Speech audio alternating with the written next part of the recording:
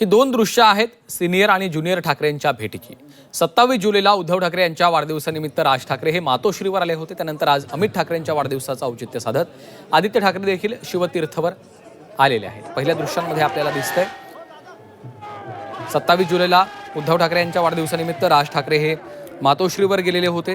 त्यानंतर आज अमित ठाकरे यांचा वाढदिवस आहे आणि त्यानिमित्त त्याचं औचित्य साधून आदित्य ठाकरे हे शिवतीर्थ या अमित ठाकरे आणि राज ठाकरे यांच्या निवासस्थानी गेले आणि अमित ठाकरेंना त्यांनी वाढदिवसाच्या शुभेच्छा दिलेल्या आहेत। या दोन महत्त्वाच्या भेटी, एकीकडे सिनियर ठाकरेंची भेट आणि दुसरीकडे ज्युनियर ठाकरेंची भेट।